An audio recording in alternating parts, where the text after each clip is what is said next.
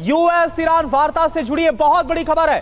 US Iran से Libya model चाहता था, यानी सब कुछ छोड़ दो, पूर्ण तौर पर सरेंडर कर दो। यूएस की शर्तें ज्यादा और गलत थी, यह ईरान की तरफ से कहा गया है। ईरान का यूरेनियम लेना चाहता था अमेरिका। अब देखिए आधिकारिक तौर पर यह खबरें आ रही हैं कि जो यूरेनियम है वो चाहता था अमेरिका।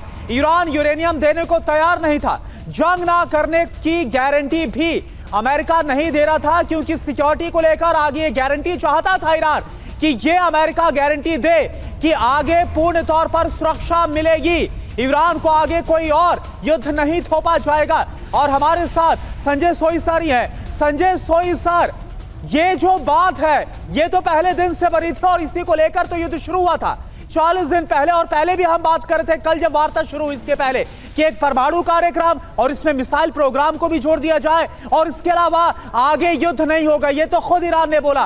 क्या ये वो ऐसी बात है जिसको लेकर कभी आगे भी आपको लगता है कोई सहमति बन पाएगी? देखिए, ऐसा है कि ईरान भी अपनी सुरक्षा चाहता है, सुरक्षा की गारंटी चाहता है। अगर उसके बाद देखिए आप कमज़ोर हो जाएंगे तो आपकी सुरक्षा की कोई गारंटी नहीं है। अगर वो मिसाइल प्रोग्राम छोड़ देता है तो उसकी एक तरह से हथियारों की क्षमता ख़त्म हो जाती है, फिर इजराइल के ऊपर अटैक करने में कामयाब नहीं होता है, तो फिर वो एक तरह से एक रिएक्टिव सिनेरियो हो जाता है जो ईरान नहीं चाहता है। तो न्यूक्लियर प्रोग्राम के लिए राइट फ्रॉम बिगिनिंग उन्होंने ये कहा है, अयतुल्लाह खुमैनी के टाइम से कहते आए हैं कि हम इसको हथियार के लिए इस्तेमाल नहीं करेंगे। इसका अभी भी वो यही स्टैंड बरकरार रखा हुआ है। मेरे हिसाब से IAEA और इसके संरक्षण में अगर ये प्रोग्राम चलता रहता है तो उसके हिसाब से ये। लेकिन संजय जी माफ कीजिएगा, रोक रहा हूं आपको, ये दरअसल बहुत बड़ी डेवलपमेंट है। मनीष, ये लीबिया मॉडल लागू करना चाहता था अमेरिका ईरान में। लीबिया में गद्दाफी का क्या हश्र हुआ अमेरिका की बातें मानकर, ये तो जमाने पहले दुनिया ने देखा है। क्या बात यहीं पर अटकी है? क्या खबर है आपके पास? जी हाँ, बिल्कुल। देखिए, ईरान ने लीबिया मॉडल मानने से इनकार कर दिया है, यही बात खबर आ रही है।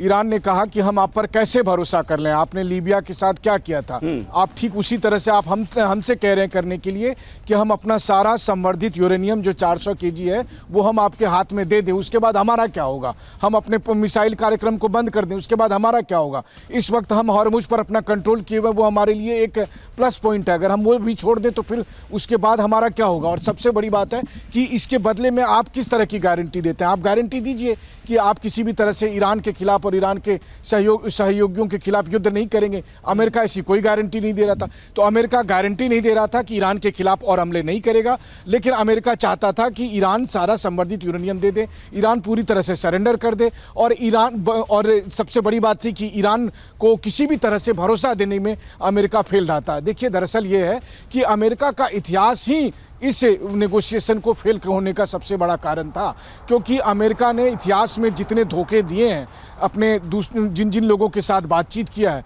यही वजह है कि इस वक्त ईरान 1% भी अमेरिका पर भरोसा करने को तैयार नहीं था।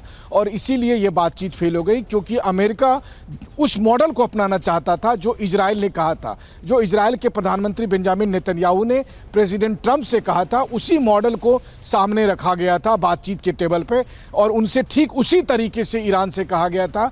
वही सब शर्तें रखी गई थी जो किसी वक्त 2003 में लीबिया के शासक मोहम्मद गद्दाफी से रखी गई। और उसका परिणाम ये हुआ कि जब लीबिया ने इसी तरह से अपने परमाणु कार्यक्रम छोड़ दिए, जब इसी तरह से अपने भारी भरकम हथियार छोड़ दिए, उसके बाद फिर जिस तरह से गद्दाफी की मौत हुई, तो ईरान ने कहा कि हम लीबिया नहीं बनेंगे, आपका ट्रैक रिकॉर्ड ठीक नहीं है, हम आप पर भरोसा करने को तैयार नहीं है, आप खाली सारी ऐसी मांग रहे हैं जो नामुमकिन है, और बदले में आप कुछ भी देने को तैयार नहीं है। और सबसे बड़ी बात है कि जब आप युद्ध नहीं करने की गारंटी नहीं दे रहे हैं कि तो फिर ऐसी स्थिति में आप युद्ध भी करेंगे और हम अपना सारा हथियार छोड़ दें, तो वैसी स्थिति में तो हम बेमौत मारे जाएंगे। तो उससे अच्छा है कि हम लड़कर मरें।